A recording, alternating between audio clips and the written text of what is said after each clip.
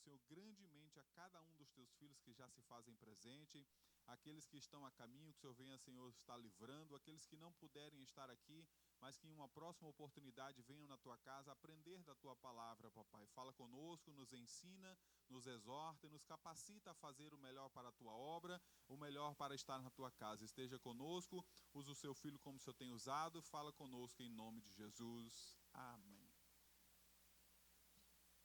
Graças a Deus. Os jovens e adolescentes vão ficar na classe única lá embaixo. Nós estávamos esperando as lições dos jovens chegar, já chegaram. Próximo domingo, os jovens ficaram na classe. Pode descer. Todos os jovens e adolescentes vão estudar ali com a irmã Ionária, com a lição dos juvenis. Tá bom?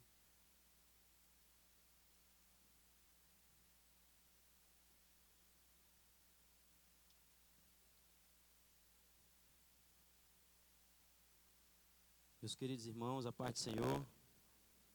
Bem, graças a Deus, nós estamos aqui com essa lição de número 4. O tema central de todo o trimestre é o Deus que governa o mundo e cuida da família. Os ensinamentos divinos nos livros de Ruth e Esté para a nossa geração. Nós olhando esse tema, é um tema muito importante para os nossos dias atuais, e o escritor ele escolhe o livro de Ruth, né, que contém 4 capítulos, e ele escolhe também o livro de Esté, que contém 10 capítulos, para narrar para nós os ensinamentos divinos. Ele escolheu esses 2 livros, e é bem interessante nós usarmos de um dos princípios da hermenêutica bíblica, que é fazer a aplicação, né, para os nossos dias atuais. Então, hoje nós estaremos estudando a lição de número 4, que tem como tema o encontro de Ruth com Boaz, né? E os nossos objetivos, os objetivos desta lição de hoje. O primeiro objetivo é apresentar a proposta de Noemi. O segundo é abordar a convicção amorosa de Ruth em relação à sua sogra. E o terceiro é refletir a respeito da lei da semeadura na colheita de Ruth. Nós vemos 3 objetivos muito importantes e dois eles me chamam muita atenção, que o segundo é abordar a convicção amorosa de Ruth em relação à sua sogra, né? Nós vemos hoje muitas piadas, pegadinhas em relação a sogras, né? E no livro de Ruth nós aprendemos totalmente diferente. Uma moça que largou os seus pais, largou seu pai, a sua mãe, largou a sua terra, né? E estava viúva, ela tinha todo o direito de não querer seguir Noemi. Era um direito de Ruth. Mas ela olhou para aquela senhora que amava muito, né? Era uma sogra que amava a nora e a nora que amava a sogra. Né? Então, elas tinham um relacionamento íntimo entre elas, a ponto de Ruth dizer: não, eu vou contigo. O teu povo é o meu povo, o teu Deus é o meu Deus. Eu estou largando tudo para te seguir. E isso aqui, irmãos, é muito importante. E também o terceiro é refletir a respeito da lei da semeadura na colheita de Ruth. Ruth, ela plantou algo bom e agora estava colhendo algo bom. Tem gente que quer plantar vento, mas não quer colher tempestade. Aí depois vai colocar a culpa em quem? É só Deus que leva a culpa. E às vezes colocar a culpa até no diabo. Não, irmãos. A culpa muitas das vezes é nossa mesmo. Então que nós, nesta lição, nós iremos entrar nesses assuntos, né, em respeito à obediência, em respeito concernente a respeito, a plantio, a colheita. E a nossa introdução, ela diz assim: na lição anterior, o assunto central foi a amizade entre Noemi e Ruth, sogra e nora. Nesta, um novo personagem entra em cena, Boaz, o parente remidor. Veremos como o Deus da providência recompensa os que se doam a bons relacionamentos. O nosso primeiro ponto diz assim: Boaz, o remidor, um homem próspero. O capítulo de número 2 de Ruth nos apresenta Boaz, um homem valente e poderoso da geração de Elimeleque. Os termos valente e poderoso referem-se ao caráter íntegro e à influência de Boaz, além de seu poder econômico. Um grande produtor rural, Boaz tinha plantações de cevada e trigo e muitos trabalhadores a seu serviço. Reunia qualificações e condições para cumprir o papel de remidor. Meus irmãos, se nós observarmos, estive lendo, já li algumas vezes o livro de Ruth, como só são 4 capítulos, é muito difícil de ler, né? E se nós olharmos para Boaz, ele era um patrão bondoso e generoso. Ele era um patrão que tinha posses, era um homem que tinha posses, tinha recursos, era um agricultor potente daquela época, e ele tinha os seus funcionários, ele respeitava os seus funcionários de uma forma que despertava em seus funcionários muito respeito por ele, pela forma como ele tratava os seus, pela generosidade que aquele homem tinha com os seus servidores, né? Isso aqui nos traz uma lição muito importante, porque tem gente, tem patrão, e eu estou falando de crente, tem patroa que elas levam as mulheres aí, levam os homens, as mulheres, meu Deus do céu, elas uma vez,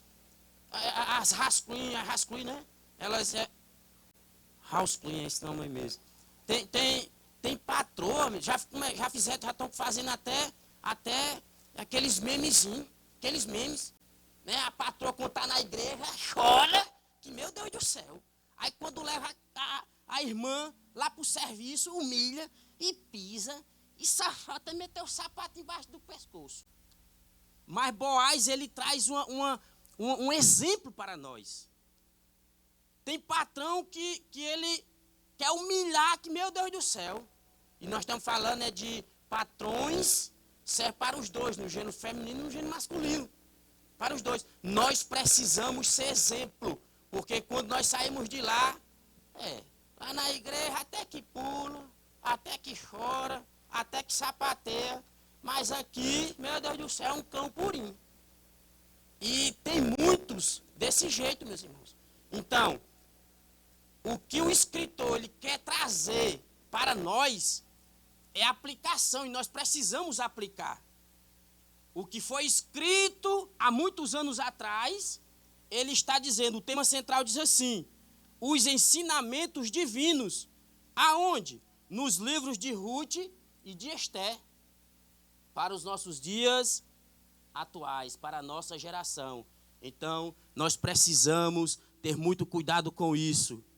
Nós precisamos, eu li uma frase, que a frase ela dizia assim, até uma irmã que postou no status dela, e a frase dizia assim: um rato engoliu um diamante. Um rato engoliu o diamante. Aí o dono do diamante procurou um caçador de rato para caçar o rato e resgatar seu diamante. Aí ele chegou numa maloca de rato e aquele que engoliu o diamante, ele estava afastado dos outros. Aí ele foi lá e matou o rato que estava afastado. Aí o dono do diamante disse, mas como foi tão fácil assim? Ele disse, não, é porque os idiotas, quando eles enriquecem, eles não querem se misturar com os outros.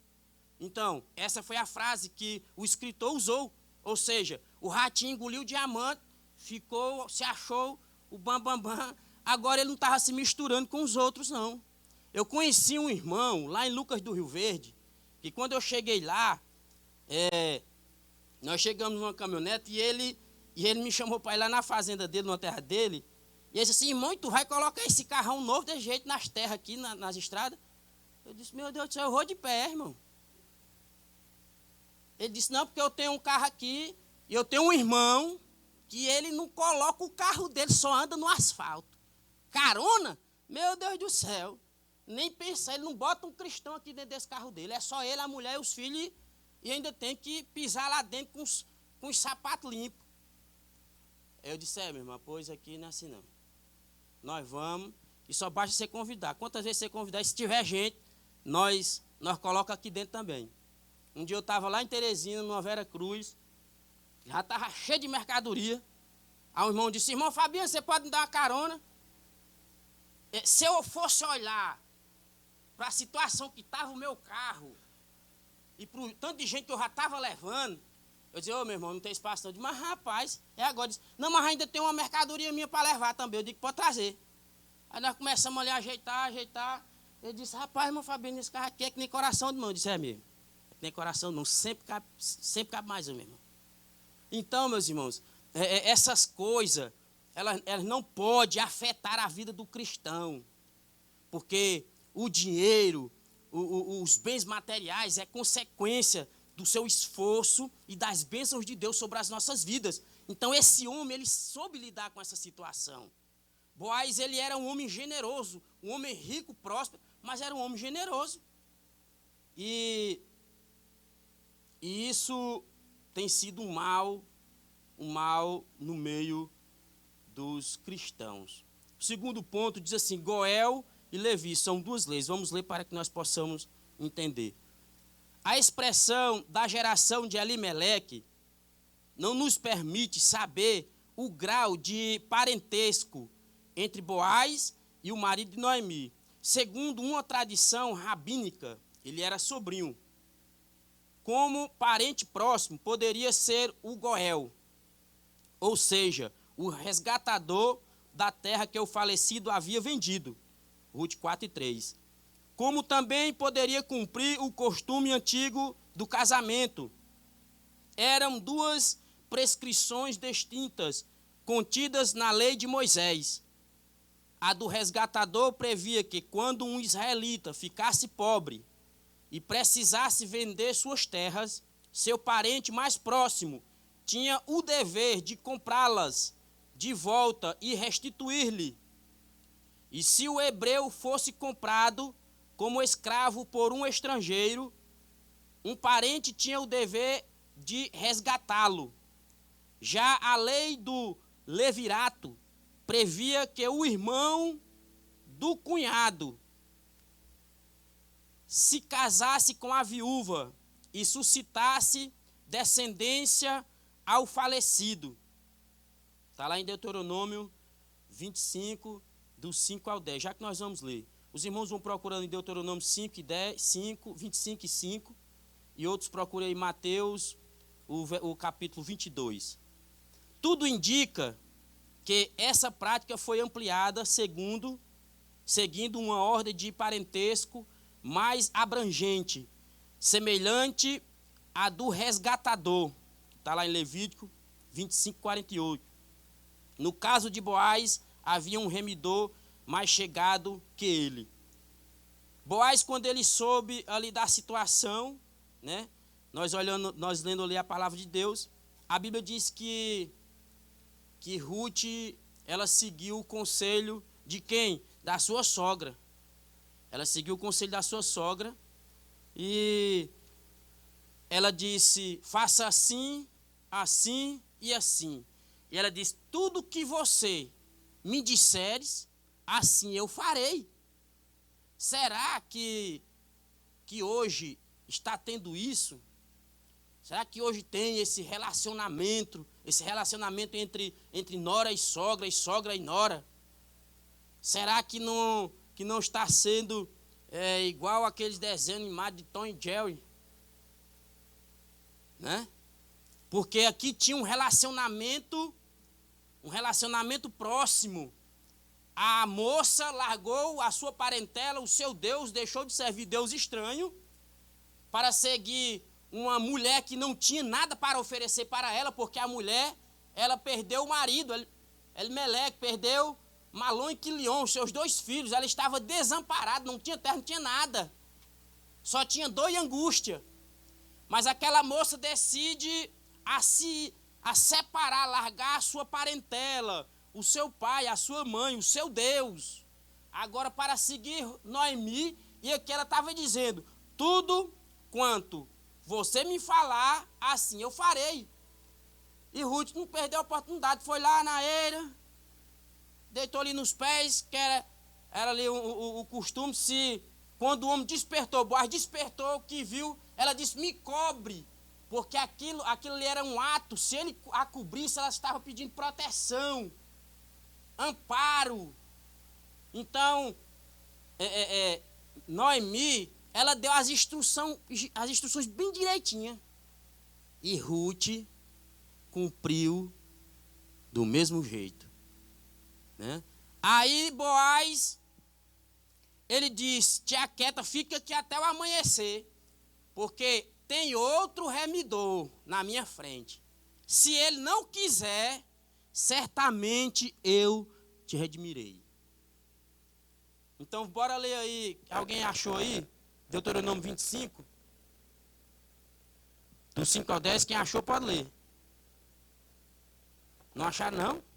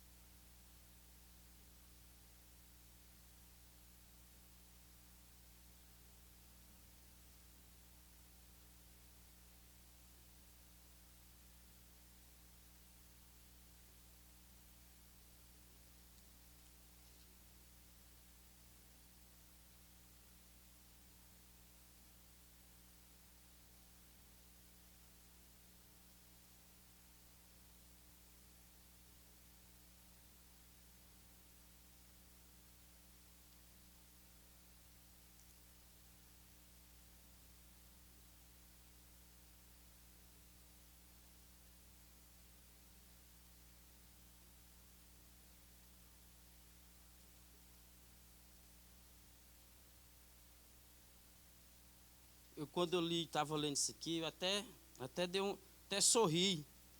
Diz assim, a partir do versículo 9, então sua cunhada se chegará a ele, aos olhos do ancião, a que perdeu o marido, e lhe descalçará o sapato do pé, e lhe cuspirá no rosto, e protestará e dirá, assim se fará ao homem que não edificar a casa de seu irmão. E o seu nome se chamará em Israel a casa do descalçado. Aqui, meus irmãos, era o costume. Se a mulher casasse com o irmão, era lei. E o irmão não desse descendência, não tivesse descendência, a mulher ficasse viúva, o outro irmão tinha que casar com a viúva para deixar descendência para o seu irmão. E muitos não queriam. E quando o irmão não queria, a mulher ela chegava até os anciãos e dizia, ó, o fulano lá não quer casar comigo não, quer deixar mesmo ao desprezo.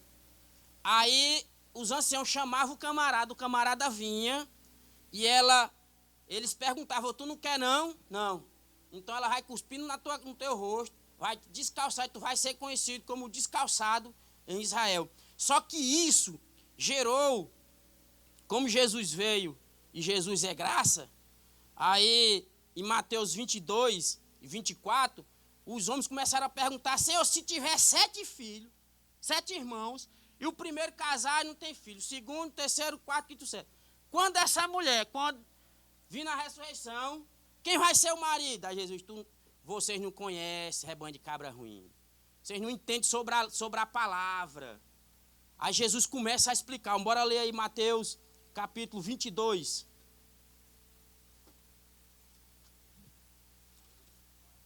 (22 e 24).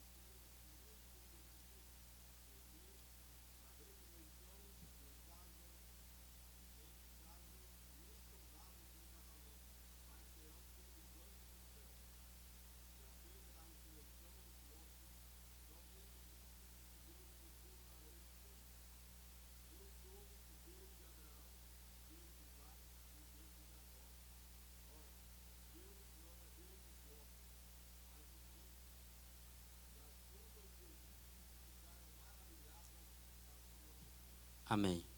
Então, tem gente, esses homens aqui, eles estavam fazendo questionamento com Jesus, e Jesus exorta eles dizendo: vocês não conhecem as Escrituras, porque no céu, na ressurreição, não tem esse negócio de casamento, não. Nós temos que aproveitar aqui, meus irmãos, porque lá não tem esse negócio, não.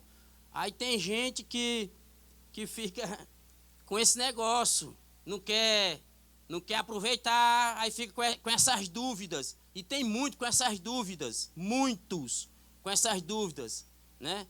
Porque a Bíblia diz que até a morte os separe. Aí tem gente que não tem conhecimento, aí fica: meu Deus, eu vou ter que casar de novo, ou vou ter que ficar sozinho. Não, se quiser casar, case, se não quiser, não case, fique sozinho. Mas a Bíblia nos dá respaldo. E lá não vai ter esse negócio não, lá nós vamos ser todos irmãos, igual anjos. É palavra de Deus. Palavra de Deus. Os homens chegaram com esse questionamento para Jesus, e Jesus falou: vocês não conhecem as Escrituras, porque as Escrituras, elas dizem assim: lá nós seremos como os anjos, não tem casamento no céu. E ponto final. Então foi um acerto que Jesus fez, explicando para esses homens por causa da lei de Moisés. E muitos até hoje lá, eles estão querendo viver dentro da lei de Moisés, que são os judeus ortodoxos, né? Que isso aí é outro assunto. Então, para nós não entrarmos, nós vamos ler aqui o terceiro subponto, que é temor e respeito. A saudação de Boaz a seus empregados demonstra que ele temia a quem? A Deus. A invocação a Jeová, o Senhor seja convosco, dirigida a todos os segadores, indica também seu respeito aos que com ele trabalhava. Então, os empregados lhe retribuem com uma saudação, também amistosa e piedosa: o Senhor te abençoe. Patrões e empregados devem se tratar com mútua consideração, reconhecendo a posição e o papel próprios de cada um na relação de trabalho. Foi o que nós demos uma pincelada no começo do primeiro ponto. Ele era um homem que respeitava os seus funcionários, reconhecia eles, e os funcionários diziam: que Deus te abençoe. Então tinha aquele relacionamento, né? Como cristão, como homem temente a Deus, como homem que não deixou que a riqueza ficasse acima dos seus pensamentos. Era um homem que estava ali junto com eles. Porque muitos se enriquecem e quer viver só, isolado. Vai fazer o quê, meu Fabiano? Ficar depressivo, ansioso. É desse jeito, irmão. Porque neste mundo não tem como nós não criarmos laços de amizade. Não tem como. Se nós vivermos só, isolados, nós vamos ser pessoas depressivas. Nós vamos ser pessoas depressivas. Então, tem gente que é desse jeito, consegue um negocinho, uma coisinha, aí pronto. Agora eu não posso me misturar mais não, porque senão, rapaz, fulano vai me pedir dinheiro emprestado. Tô fora. Aí corre que, meu Deus do céu, se esconde até dentro de um calabouço. Aí vai viver o quê, irmãos? Vai viver depressivo, ansioso. Não consegue. Ele é tão escabriado, que ele não consegue, que se a pessoa tenta se aproximar, ele é arisco mais do que paca. Porque conseguiu uma coisinha, aí pronto, aí quer viver só, não, agora eu vou viver só. Esse negócio de me misturar aí, não dá certo não. Isso aí não funciona para nós, irmãos. Nós somos cristãos, temos que viver em mútua união. É bem verdade que nós sempre temos os mais próximos. A questão aqui é não viver isolado, conseguir uma coisinha. Até os amigos que eram amigos dele, ele diz, não, agora não serve mais para ser meu amigo, não. É desse jeito, não serve mais não. Aí quer conseguir conquistar novas amizades. Aí acaba se dando mal. Então, Boaz, ele tinha esse relacionamento entre os seus funcionários. E isso serve de exemplo para nós. O segundo ponto, o carinho de Boaz para com Ruth. A pureza não exclui a ternura. Logo que chegou ao campo, Boaz notou a presença de uma moça diferente entre os que respigavam, informando de que era Ruth. Dirigiu-se a ela de forma carinhosa, chamando-a de filha. Deu liberdade para continuar catando espigas em sua plantação e lhe assegurou de que seria tratada com o devido respeito. Não dei ordem aos moços de que não te toquem. Boaz se preocupou com a segurança de Ruth. Assédio moral e sexual não são atitudes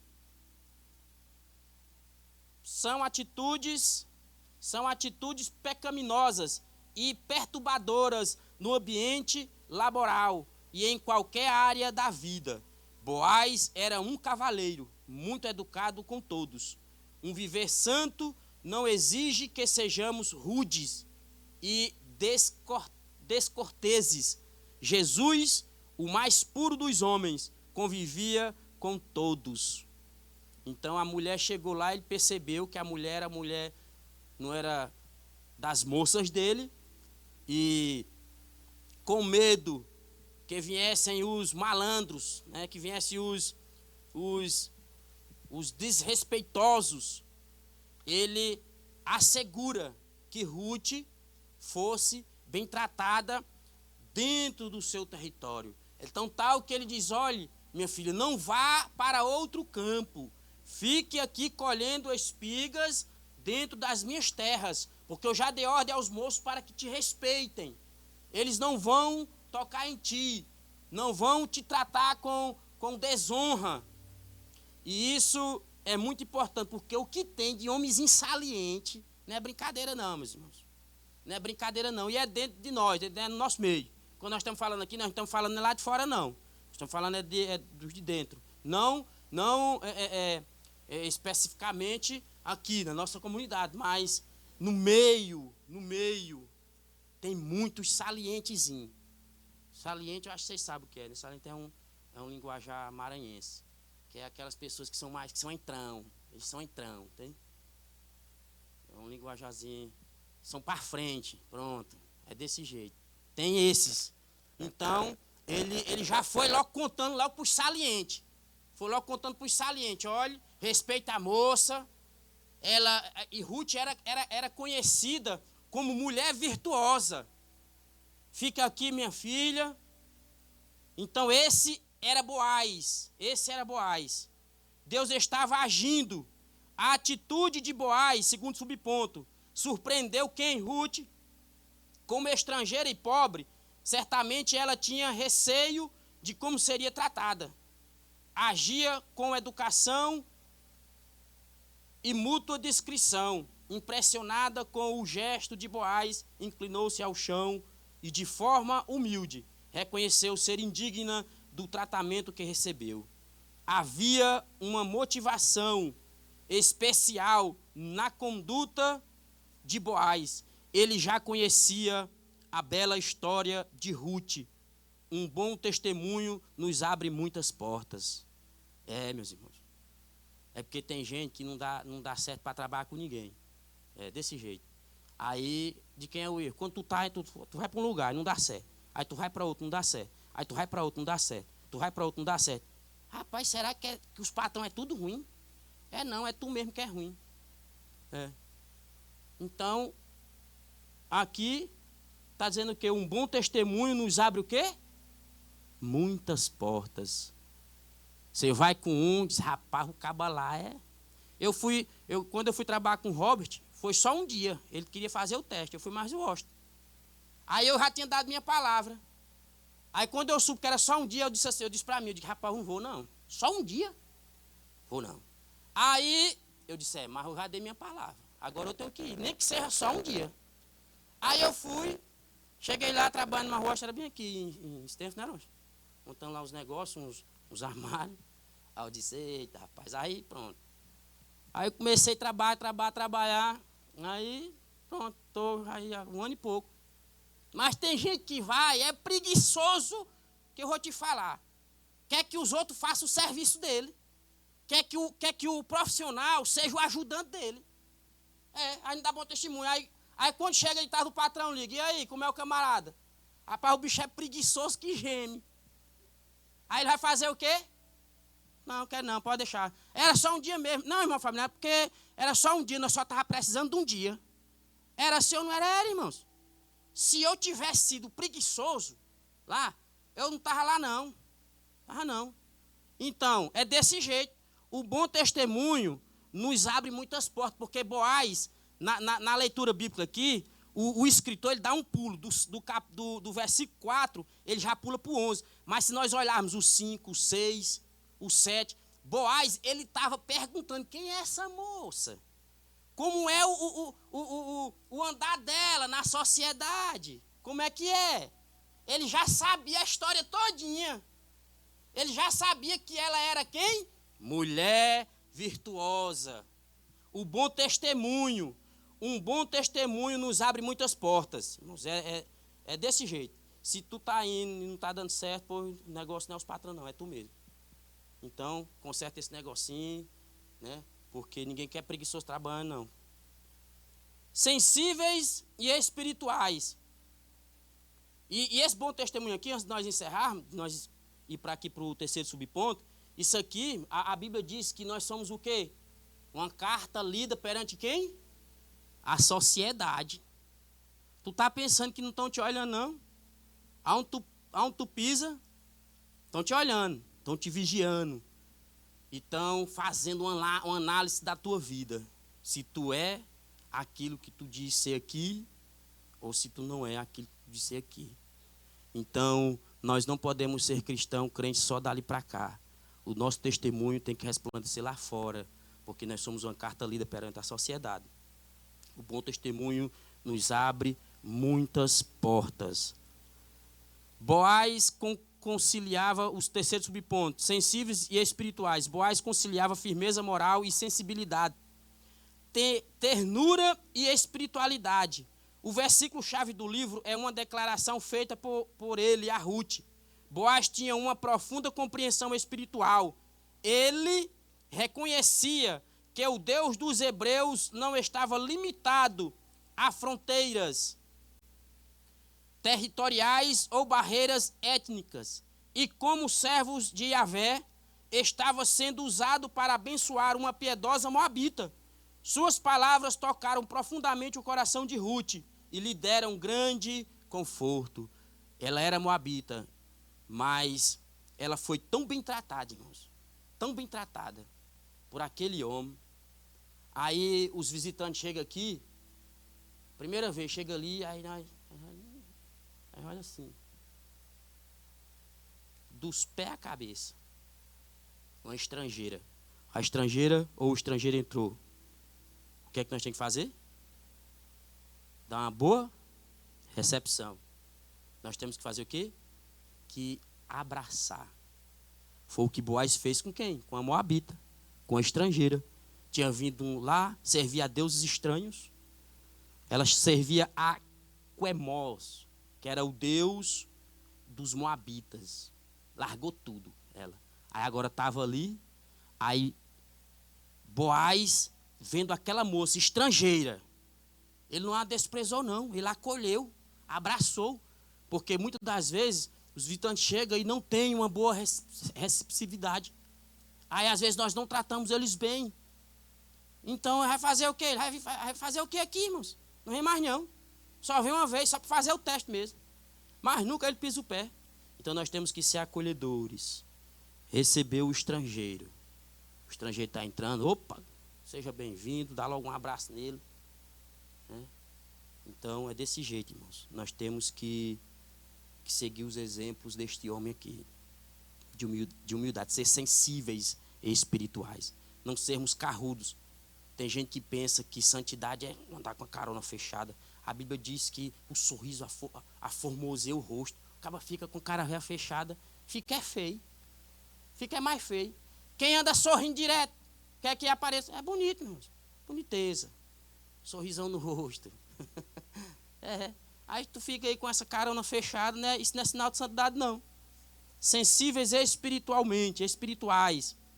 O terceiro, a colheita de Ruth e a sua sobrevivência. A moça era trabalhadeira, meus irmãos. A lei da semeadura. Uma cosmovisão secular produz a ilusão de que vivemos em um mundo dos homens, apartados de Deus e não afetados por Ele. Isso é fruto de uma incredulidade crescente. Essa visão dualista em nada condiz com as Escrituras e com a realidade dos que confiam no Senhor da providência. Ruth decidiu servir ao Deus de Israel, em vez de Quemos, o Deus dos Moabitas, cuja adoração incluía sacrifício de crianças.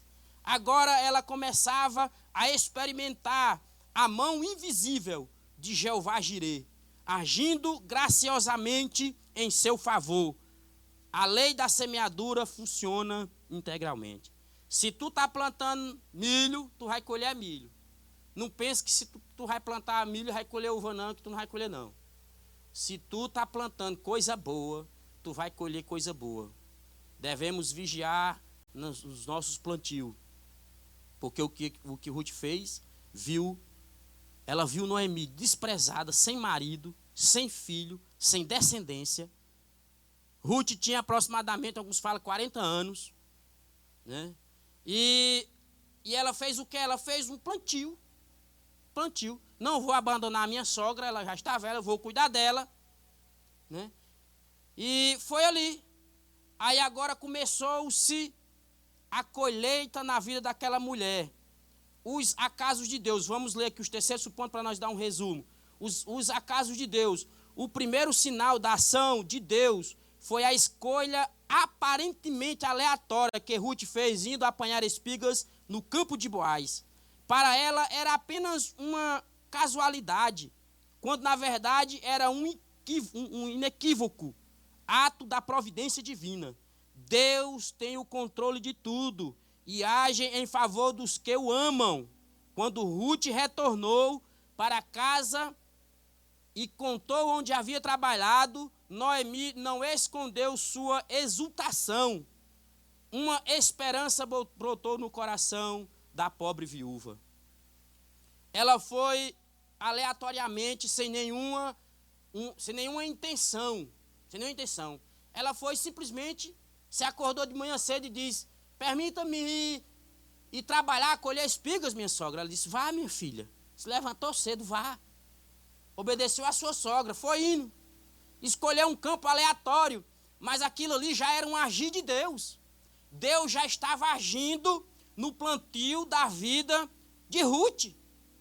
Ela vai direcionada por Deus justamente para o plantio daquele que seria o seu remidor futuramente. E ela chega e começa a contar. Noemi, ela tinha diálogo com Ruth, com sua nora. Porque hoje, meus irmãos, as noras não querem mais ter diálogo com a sogra, não. Quer não. A minha sogra, ela não gostava de mim, não. Mas não era porque eu era ruim, não. É porque ela tinha um trauma. Ela não deu certo os casamentos dela e achou que a Thaisa não ia se dar bem. E tem uma coisa, para mim conquistar o coração da mulher foi só Deus na causa. Só Deus na causa. E tinha rancor, e tinha mal. E, meu Deus do céu, que negócio é esse? É desse jeito, irmãos.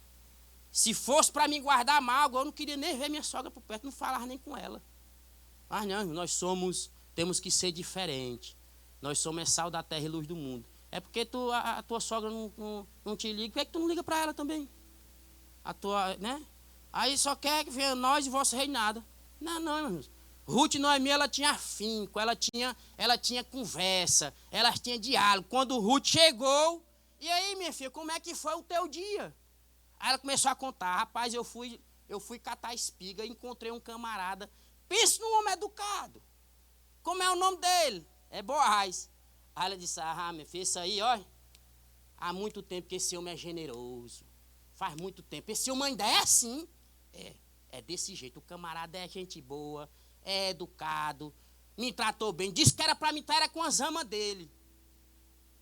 Pois tu sabe de uma coisa, Ruth. Esse aí é parente próximo nosso.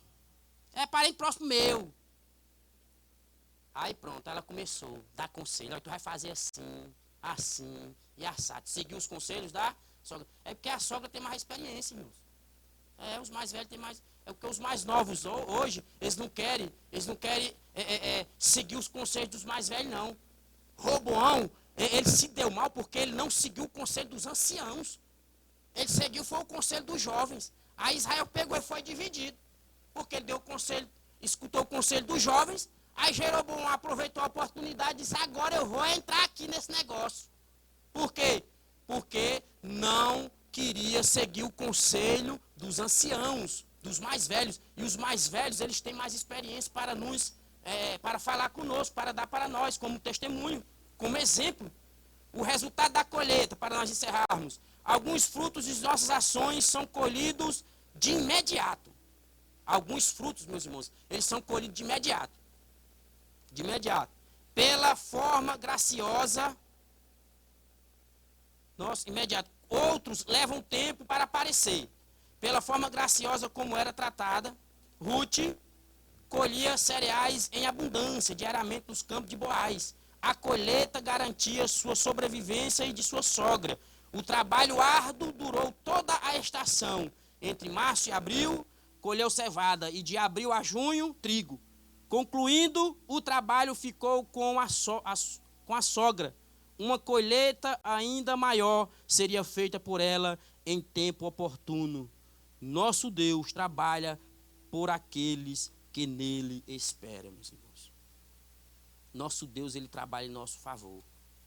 Seja fiel, continue sendo fiel, porque muitas das vezes nós pensamos que Deus esqueceu de nós. Tem vezes, irmãos, que nós pensamos pela nossa falha, mas ele não esquece, não. A Bíblia diz que se a mãe pode até desprezar, abandonar o filho, mas Jesus nunca esquece dos seus. Ele nunca nos abandona. Então, nós precisamos ficarmos firmes na rocha. A conclusão diz assim, a atitude de fé de Ruth estava sendo recompensada.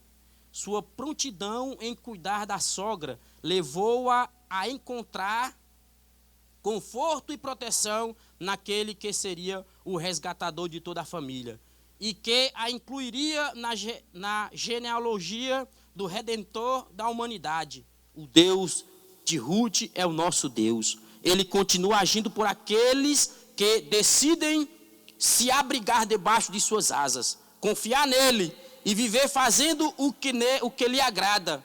É o meio infalível de alcançar sua misericórdia e favor. Boaz, como nós sabemos, se casou com Ruth. Nós vamos, o próximo ponto, que é a lição número 5, vai falar sobre o casamento. Sobre o casamento de Ruth com Boaz e a remissão da família. Então, hoje era sobre Ruth e Noemi, o encontro de Boaz com Ruth. O encontro de Boaz com Ruth. Então, meus irmãos, ela fez um plantio generoso e colheu o quê? Generosidade. Cuidou da sua sogra, aí quem foi cuidar dela? Boaz. E ela era uma moça virtuosa, porque Boaz, ele se expressa dizendo, quando Ruth chegou ali para deitar nos seus pés, e ela pediu proteção, me cubra, meu Senhor. Ele estava dizendo, lá no versículo 9, ou é 10, ele vai dizer que ela poderia muito bem procurar jovens, mas não. Ela era moça de responsabilidade, mulher virtuosa, queria cumprir o seu papel de uma verdadeira mulher e de uma verdadeira serva de Deus, que era Ruth. Mesmo Boaz sendo um homem mais velho, mas ela decidiu seguir os passos da sua sogra Noemi. Que Deus em Cristo nos abençoe. As secretárias estão prontas? Pode se aproximar. Que Deus